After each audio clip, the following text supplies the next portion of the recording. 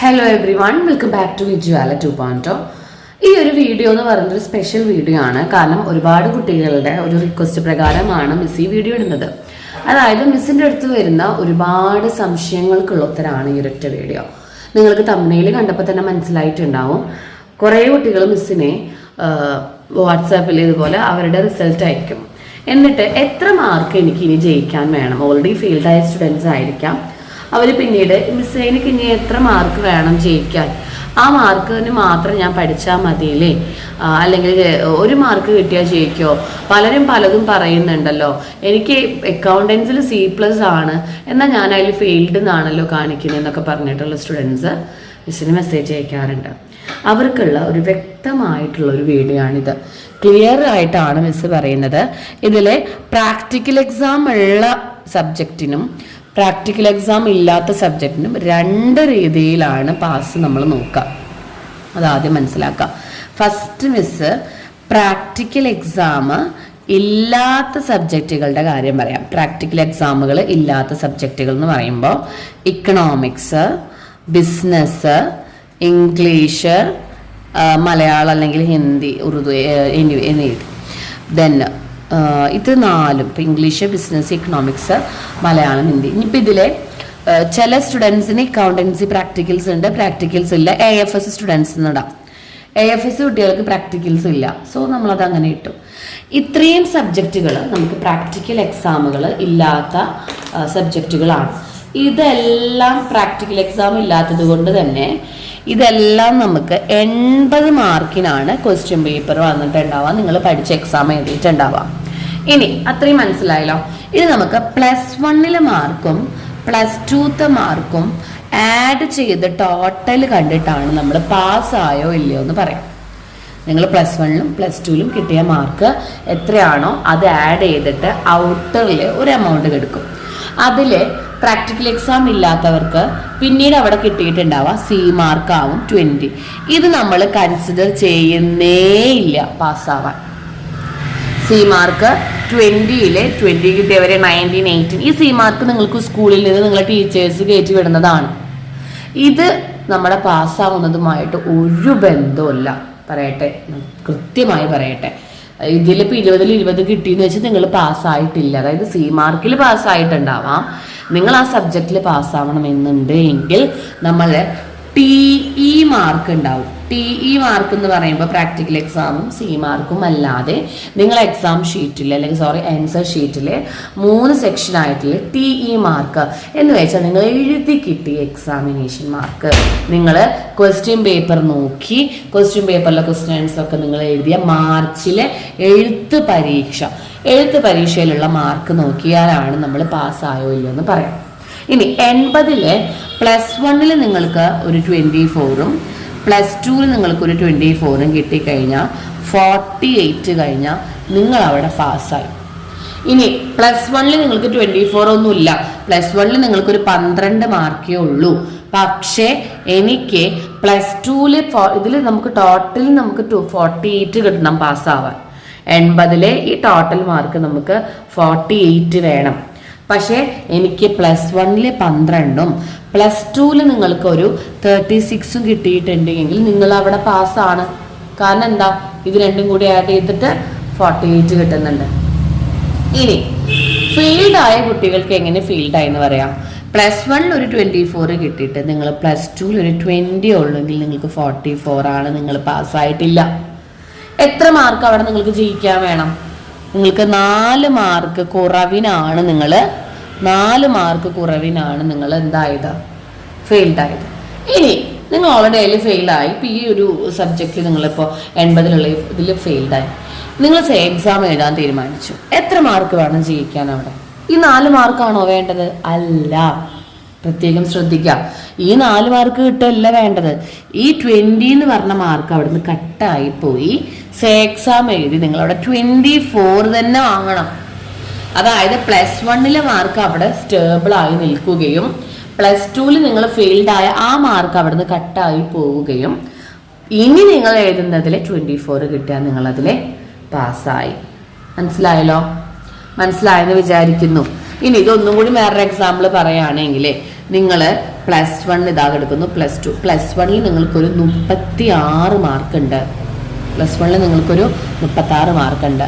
+2ൽ നിങ്ങൾക്ക് 4 മാർക്കേ കിട്ടിയുള്ളൂ. ഇതിന്റെ ടോട്ടൽ എത്ര നമുക്ക് വരുന്നത്?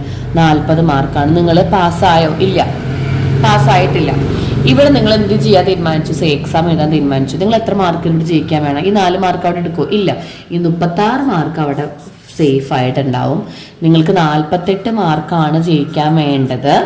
ബാക്കി 46ൽ നിന്ന് 48ൽ നിന്ന് 36 മൈനസ് ചെയ്ത് ബാക്കി 12 മാർക്ക് നിങ്ങൾക്ക് മതി. കണ്ടോ? 12 മാർക്കിനുള്ളത് നിങ്ങൾ എക്സാമിന് പഠിച്ചാൽ മതി. കണ്ടില്ലേ? ഇതേപോലെ 1 മാർക്കിന് ഫെയിൽഡായ കുട്ടികൾ, ഇപ്പം ഇവിടെ 47 ആണ്, അല്ലെങ്കിൽ ഇവിടെ 45 ആണ്, ഇവിടെ 1 മാർക്കാണ് കിട്ടിയുള്ളൂ. അപ്പം 46, 2 മാർക്കിന് ഫെയിൽഡായി. അപ്പം നിങ്ങൾ എന്ത് ചെയ്യണം? ഈ +1ലുള്ള 45 അവിടെ കിടക്കും, 3 മാർക്കും കൂടി എഴുതി കിട്ടിയാൽ മതി. ഓക്കെ, അപ്പോൾ +1ൽ മാർക്ക് അവിടെ സ്റ്റേബിൾ ആയി നിൽക്കുകയും നിങ്ങൾ ഇപ്പോൾ എഴുതിയ മാർച്ച് എക്സാമിലെ മാർക്ക് അവിടുന്ന് ക്യാൻസൽ ആയി പോയി. എക്സാം എഴുതി കിട്ടിയ മാർക്കാണ് ഈ +1ന്റെ കൂടെ ആഡ് ചെയ്യുക. ഒരുപാട് കുട്ടികളുടെ സംശയമാണ് കേട്ടോ. ഒരുപാട് നമ്പർ ഓഫ് സ്റ്റുഡൻസ് വിളിച്ച് മിസ്സിന് ചോദിക്കുന്നതാണ്. അതുകൊണ്ടാണ് മിസ് ഈ വീഡിയോ പ്രത്യേകം നിങ്ങൾക്ക് വേണ്ടി ചെയ്തത്. ഇത് മിസ് പറഞ്ഞത് പ്രാക്ടിക്കൽ എക്സാം ഇല്ലാത്ത കുട്ടികളുടെ കാര്യമാണ് കേട്ടോ. പ്രാക്ടിക്കൽ എക്സാം ഇല്ലാത്ത കുട്ടികൾ. ഇനി പ്രാക്ടിക്കൽ എക്സാം ഉള്ള സബ്ജക്റ്റുകൾ ഏതൊക്കെയാണ്? നമുക്ക് പ്രാക്ടിക്കൽ എക്സാം ഉള്ള സബ്ജക്റ്റുകൾ പറഞ്ഞുതരാം. ഒന്നാമത്തെ നമുക്ക് സ്റ്റാറ്റിസ്റ്റിക്സ് പ്രാക്ടിക്കൽ എക്സാം ഉണ്ട്. അതുപോലെ തന്നെ അക്കൗണ്ടൻസി, കമ്പ്യൂട്ടറൈസ്ഡ് അക്കൗണ്ടിങ് ഉള്ള സ്റ്റുഡൻസ് ആണെങ്കിൽ അക്കൗണ്ടൻസി, കമ്പ്യൂട്ടർ ആപ്ലിക്കേഷൻ, ഇതെല്ലാം പ്രാക്ടിക്കൽ എക്സാം ഉണ്ട്. ഇവിടെയും മാർക്കിന്റെ 20 മാർക്കും പ്രാക്ടിക്കൽ എക്സാമിന് നിങ്ങൾക്ക് കിട്ടിയ 40 മാർക്കും നമ്മൾ കൺസിഡർ ചെയ്യുന്നേ ഇല്ല. ഇവിടെ നിങ്ങൾ ഏത് മാർക്കാണ് പാസ്സായ നോക്കുള്ളൂ. TE മാർക്ക് എഴുതി കിട്ടിയാലേ നിങ്ങൾക്ക് 18 മാർക്ക് +1ലും 18 മാർക്ക് +2ലും കിട്ടി. 36 മാർക്ക് നിങ്ങൾക്ക് ടോട്ടൽ ആയിട്ടുള്ള 2 വർഷവും TE മാർക്കിൽ കാണണം. 36 മാർക്ക് TE മാർക്കിൽ ഉണ്ടെങ്കിൽ മാത്രമേ നിങ്ങൾ എന്ത് ചെയ്യുള്ളൂ? ആ സബ്ജക്റ്റിൽ ജയിക്കുള്ളൂ. ഇനി എന്തുകൊണ്ടാണ് പ്രാക്ടിക്കലിന് സെപ്പറേറ്റ് എന്ന് പറഞ്ഞാൽ, ചില സ്റ്റുഡൻസ് ഉണ്ടല്ലോ ഈ പ്രാക്ടിക്കൽ എക്സാമും ഈ മാർക്കൊക്കെ അവർ പാസ്സായിട്ട് അവർക്ക് മാർക്ക് കൂടുതലുണ്ടാവും. അതായത് 200 ആണ് നമുക്ക് ഒരു സബ്ജക്റ്റിൽ ഉണ്ടാവുക. അതായത് ഇപ്പോൾ അക്കൗണ്ടൻസി, കമ്പ്യൂട്ടറൈസ്ഡ് അക്കൗണ്ടിങ് ഉള്ള സ്റ്റുഡൻസിന്റെ കാര്യം പറഞ്ഞിട്ടെ, +1ൽ പ്രാക്ടിക്കൽ ഇല്ല, 60ലാണ് എക്സാം വരിക. +2ൽ നമുക്ക് പ്രാക്ടിക്കൽ ഉണ്ട്, 60ലുള്ള എഴുത്ത് പരീക്ഷയും 40ലുള്ള പ്രാക്ടിക്കൽ എക്സാമും +20 മാർക്കും. ഇവിടെ +1ൽ എന്തുണ്ടായേ? മാർക്ക്. അപ്പൊ ഇവിടെ 80ലുള്ള എക്സാമും ഇവിടെ നമുക്ക് 120ലുള്ള എക്സാമും കൂടിയിട്ട് അങ്ങനെയാണ് 200 വരുന്നത്. ഇനി നിങ്ങൾക്ക് കിട്ടിയ മാർക്ക്, ഇപ്പൊ ഒരു കുട്ടിക്ക് കിട്ടിയ മാർക്ക് പറഞ്ഞുതരാം. ഇവിടെ നിങ്ങൾക്ക് മാർക്ക് 20 കിട്ടി, പ്ലസ് നിങ്ങൾക്ക് എന്ത് കിട്ടി? നിങ്ങൾ അവിടെ ഒരു 18 മാർക്ക് കഷ്ടിച്ച് നിങ്ങൾ അവിടെ ജയിച്ചു. അപ്പൊ നിങ്ങൾക്ക് ഇവിടെ 38 മാർക്ക് കിട്ടി. ഇവിടെ വരികയാണെങ്കിൽ നിങ്ങൾക്ക് 40 മാർക്ക് പ്രാക്ടിക്കലിന്റെ കിട്ടി, 20 മാർക്ക് മാർക്ക് കിട്ടി. ഇവിടെ നിങ്ങൾ ഇതുപോലെ 10 മാർക്ക് വേണം. അപ്പൊ നമുക്ക് ഇവിടെ 60, 70 മാർക്കായി. ഇവിടെ ഈ 70ഉം 38ഉം കൂടിയിട്ടാണ് നമുക്ക് 200ൽ ഇവിടെ മാർക്ക് വരിക. അപ്പൊ 100ന് മുകളിലായി. ഇവിടെ ഗ്രേഡ് നമുക്ക് D ആവില്ല, അതിനേക്കാൾ മുകളിലുള്ള ഗ്രേഡ് ആവും. ചിലപ്പോൾ CO, C+ ഒക്കെയാണ് നോക്കുക. ഈ ഗ്രേഡ് നോക്കി നിങ്ങൾ പറയരുത്. പ്രാക്ടിക്കൽ ഉള്ള കുട്ടികൾക്ക് പാസ് മാർക്ക് എഴുത്ത് പരീക്ഷയിൽ 36 ആണെന്ന് നിങ്ങൾ വിചാരിക്കുക. അല്ലാതെ ബാക്കിയുള്ള നിങ്ങൾ നോക്കണ്ട. 36 മാർക്ക് എഴുത്ത് പരീക്ഷ TEയുടെ ടോട്ടലിൽ ഉണ്ടോ എന്ന് നോക്കുക. അല്ലാതെ ഇവിടെ ഗ്രേഡ് നോക്കരുത്. കുറെ കുട്ടികളെ ഗ്രേഡ് എന്ന് പറയുമ്പോൾ DO, D+ ഉള്ളവരൊക്കെയാണ് ഗ്രേഡ് പാസ്സായിട്ടില്ല എന്ന് പറയാം.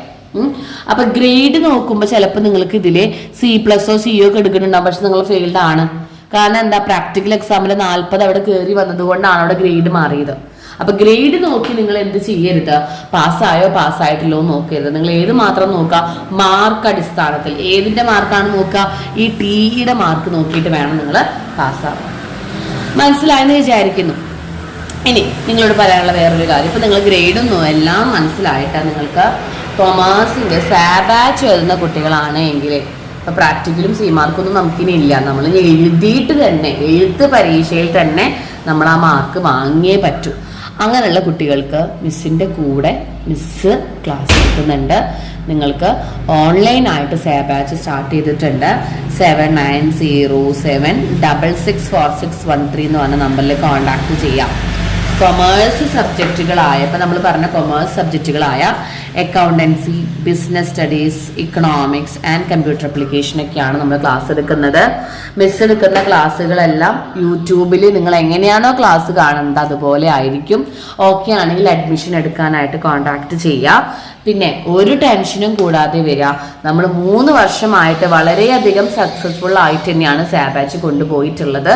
സാബാച്ചിൽ മിസ് പറയുന്നത് മാത്രം പഠിക്കുക.